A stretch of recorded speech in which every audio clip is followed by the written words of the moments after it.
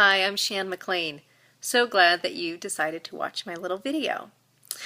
I'm really here today to tell you a story about myself in hopes that you find a little inspiration and a little understanding, and maybe you even see a piece of yourself in it a little bit. I was newly divorced, and some of you may know what a really scary time that can be. Single mom, 2 kids, and trying really hard to discover a better Shannon. That's really what I wanted, to discover my best self. And I was scared. I was scared, and I needed to make a living, and I needed to put some things into place to make myself and my kids feel safe and happy in this world. And I took an opportunity to, for the first time, work with some mentors that were really well known in an industry that I wasn't well known in. And I took this little bit of savings I had, and I decided I was going to go on this trip and work with them. It was scary, it was exciting, it was the kind of thing that would, make you break out in a sweat, but you'd giggle and laugh about it anyway, until the day came to leave. And I headed to the airport, and I could tell I was just not feeling myself. I was so nervous. And I took a few deep breaths, and I made a very, very conscious decision that every step of the way, starting right then and there, I was going to look for the goodness. I was going to look for the opportunity. I was going to look for the positive. I was making a choice to find my grace. And it started right away when I was in the security line. The gentleman asked me what I was traveling for.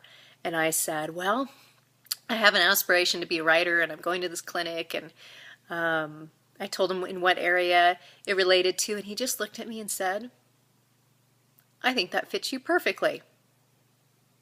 And I couldn't believe it. I thought, why would he say something like that? And then I stopped myself, and I just registered, here's angel number 1, crossing my path today. And I smiled. If I could have, if it wouldn't have made a scene, I would have given that man the biggest hug. Then I went through the little system, right, where everybody gets checked to see if, you have no metal on your body. And I go through, and of course, she has to do the pat down. So I just threw my arms up and said, okay, sister, let's do it. Bring it on. Which made her giggle, made me smile, and it just totally lightened up what is sort of a little bit of an embarrassing experience. From then, I went to my gate, and all the flights were delayed. Every single one of them. Nothing was flying on time. And I saw this woman who had her 2 little children. They couldn't have been more than 2 and 4 years old.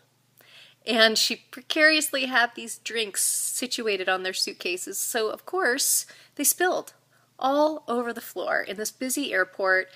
And she did not have another parent to stand there and watch her children so she could clean up this mess. I saw 5 or 6 men walk out of the line they were in, get to a bathroom, get to a restaurant to get paper towels and napkins for this woman to help her clean up. It was the sweetest, kindest thing I had seen in a long time.